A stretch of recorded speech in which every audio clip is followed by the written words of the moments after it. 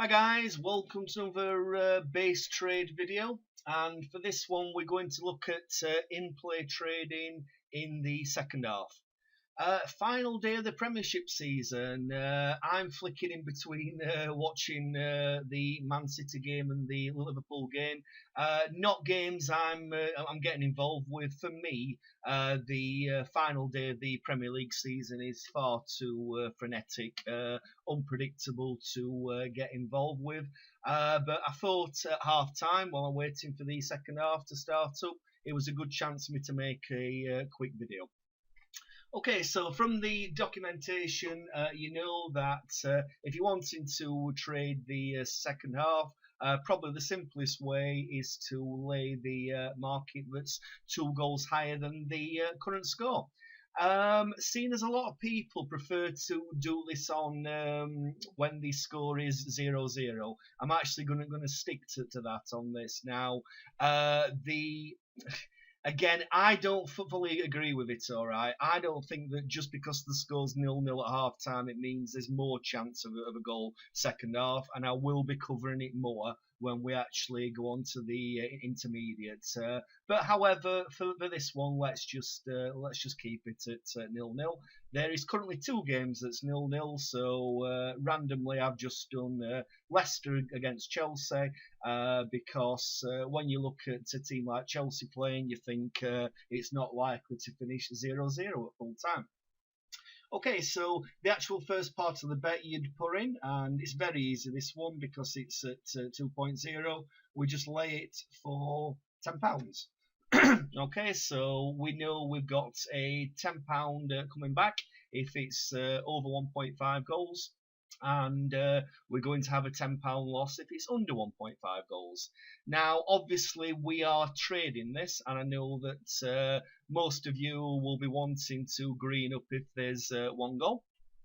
So the first thing we have to work out is the average return on this if you were to green up when there's 1 goal.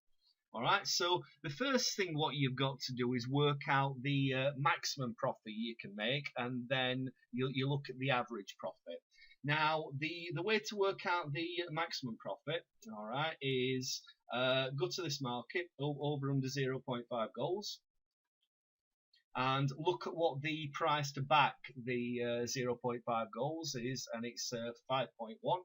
And then we use a hedging calculator or a later back calculator, and we put in the current odds, lay stake of 10, lay odds of 2, and back odds were, what were they, 5.1.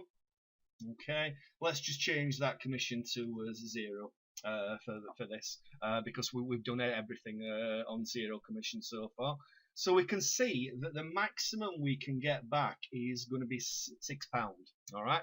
Now your average return, very roughly speaking, is going to be half of what your maximum return is. Now don't get me wrong, that maximum return isn't 100% locked on, guaranteed.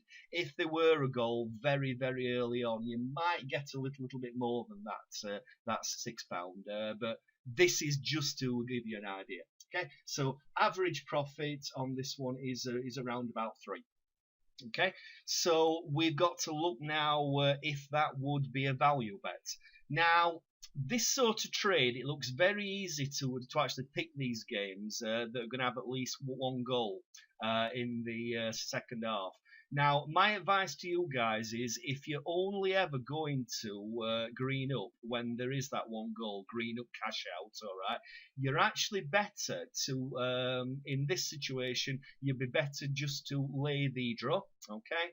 And in other situations, if you're not trading the game that's a draw, you're actually pound for pound better in just laying the current score. All right, but I'm a trader. All right, I want different options during this game. All right, so I'm going to do it on this 1.5 market. So back to that. All right. So we now know what we can win, and we also know what the risk is. So let's have a look at how we deem if this is a value bet or not. So Leicester at home, second half this season, 13 from the 18 games have had over a goal first half. Chelsea away, 14 from 18 have had over a goal. First half. So if we combine those, we can see that just by basic figures on this, we actually have a 75% chance of there being a goal in the second half. Now, whether I agree with that or not, it doesn't matter for this example. All right, let's just run with that as we stand. All right, so this is what our returns would look like. Now, remember, we've got to base it on an average of what we would win when this actual trade wins. So I'm basing it on that £3, and it's not far wrong, guys. That all right? I've run various tests, simulations. Obviously, I have traded these myself, so I know what your average returns do look like. Okay, so 75% of the time we're going to win £3, so that's 225, and 25% of the time we're going to lose £10, so that's 250. So that's not an EV bet. Ignore that mine on this. It was just from some calculations I was doing earlier. Okay, so that's not actually to me an EV bet. So unless you've got it at more than 75% of the time, there's going to be a second half goal. I won't be getting involved in this market. Or unless you think there's going to be a goal scored early in the second half, that can also tip it, all right, to being an EV bet. All right. Now you've got this. I know you won't be able to see it very well, but you've basically got this match view as well, which shows you total shots on target, blocked shots, attacks, corners, so on and so forth. Now, I'm going to delve into this a little bit more when we actually get to the intermediate section on how we can better use stats like this. But what I will tell you is, very roughly speaking, shots on target, it needs 3 shots on target for every goal that's scored. All right. So if you look at the first half stats in this game, you can see there's been 4 shots on target to Leicester and 3 shots on target to Chelsea. I've no idea if they've been decent shots or whatnot, because I'm obviously not watching the game. But on face value, it does look like that the first half has been pretty lively. All right. So that might up your actual chance on this. So based on that, you might think, well, yeah, the actual overall stats say it's 75%, but because of action, what's been happening in the first half, I actually see that as more of an 80% chance or more of an 85% chance, all right? So your odds can go up and down, all dependent on what these in-game stats are.